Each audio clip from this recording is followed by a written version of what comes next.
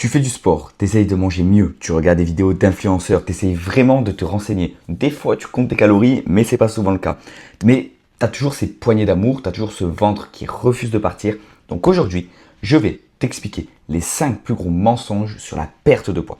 C'est un format un petit peu différent de d'habitude. Tu me vois vraiment en face cam, je mettrai à gauche un visuel qui permet vraiment d'exprimer ce que je suis en train de dire. Et on va voir que dans 90% des cas, c'est pas ta génétique, c'est pas ton âge, c'est pas ton métabolisme bloqué, c'est juste qu'il y a des problèmes invisibles que tu n'arrives pas à régler parce que tu les fais passer ou en second plan ou parce que tu ne sais pas du tout que ces problèmes peuvent exister et peuvent impacter ta perte de gras. Alors reste bien jusqu'à la fin parce que le dernier mensonge où je parle de cardio est je pense l'un des plus controversés mais en même temps l'un des plus vrais que je n'ai jamais entendu. Si tu ne me connais pas encore, je suis Tom, coach sportif et diététicien. Je me suis vraiment spécialisé dans la perte de gras chez les personnes qui avaient un emploi du temps surbooké, qui avaient du mal à allier sport, nutrition et tous les facteurs qu'il peut y avoir autour comme le sommeil, l'hydratation, le niveau de stress, etc.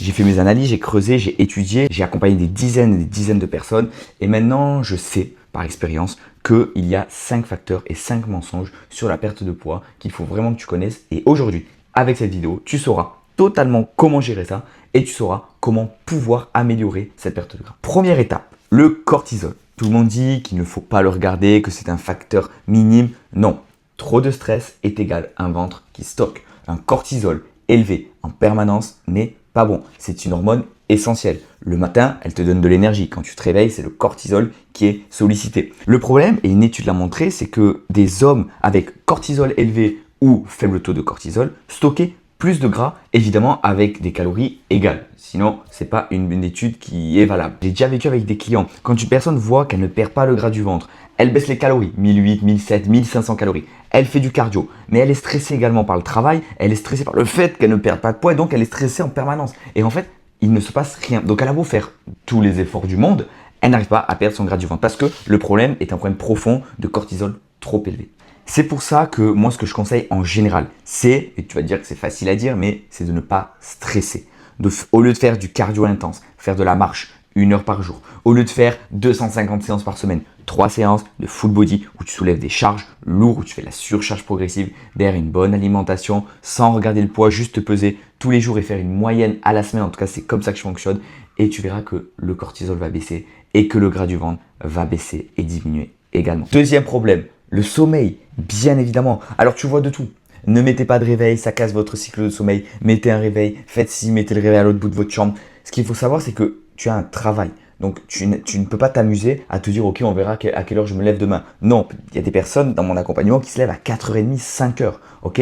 Donc moi je ne conseillerais pas toutes ces bêtises de réveil. Moi ce que je veux surtout c'est la qualité du sommeil et la régularité de cycle des sommeils. Voir, c'est qu'avec un sommeil déstructuré ou un sommeil de moins de 4h30 ou de 5h, la sensibilité à l'insuline diminue. Qui dit sensibilité à l'insuline qui diminue, sans rentrer dans les détails, dit plus de stockage au niveau du gras. Donc, privilégie un sommeil réparateur régulier. Couche-toi tous les jours avant minuit. Pose ton téléphone 1 heure avant et réveille-toi tous les matins à la même heure, sauf le week-end quand tu as un peu plus de temps. Ce qu'il faut privilégier, c'est 6 à 8 heures de sommeil où tu te couches aux mêmes horaires et où tu te réveilles aux mêmes horaires. Et c'est ça qui va venir organiser, rééquilibrer ton cycle de sommeil, ton cycle hormonal et tout va bien se passer. Ce qu'il faut savoir également, c'est que le manque de sommeil augmente la gréline. C'est sûr que tu as déjà eu le cas où tu es fatigué, tu as envie de rien faire, tu fais rien, tu as faim, tu manges, mais tu n'as pas réellement faim. C'est la gréline qui est l'hormone de la faim qui est surstimulée à cause du manque de sommeil. Donc la leptine, l'hormone de la satiété qui diminue et là, c'est l'entrée et la porte ouverte à toutes les fringales. Donc vraiment,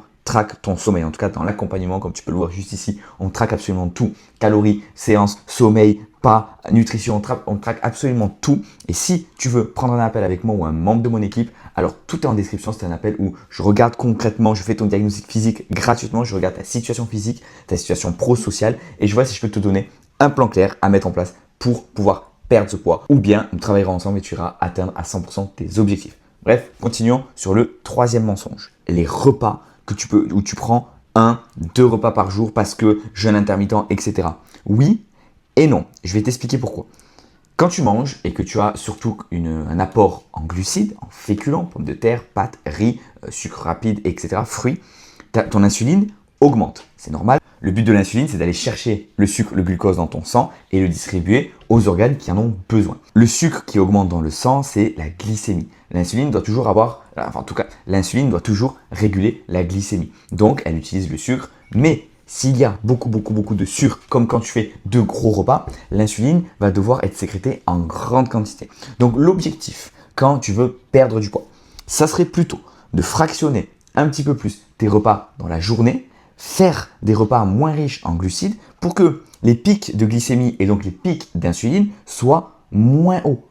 Car une glycémie haute égale stockage, une glycémie basse égale puisage dans les graisses. Je te la fais très courte. Mais le but, c'est que les pics de glycémie soient le moins souvent possible et le moins haut possible. Donc, fractionner des repas avec des collations sans glucides ou en tout cas des prises de glucides surtout autour des entraînements, ça va permettre de lisser les pics de glycémie et faire en sorte que ton corps stocke le moins possible. Sachant que plus tu es gras, moins tu as de la sensibilité à l'insuline. Donc plus l'insuline doit être stockée en masse. Et comme je viens de le dire tout à l'heure, plus l'insuline est stockée en masse, plus tu stockes du gras. Quatrième et dernier mensonge. La semaine, on est super calibré et le week-end, on fait n'importe quoi. Non, le corps, il compte une moyenne hebdomadaire. Si tu fais 5 séances jusqu'à vendredi, mais que le samedi dimanche, tu viens te boire 2 verres de vin, des grillades, des snacks, etc., ça suffit à effacer une semaine cadrée.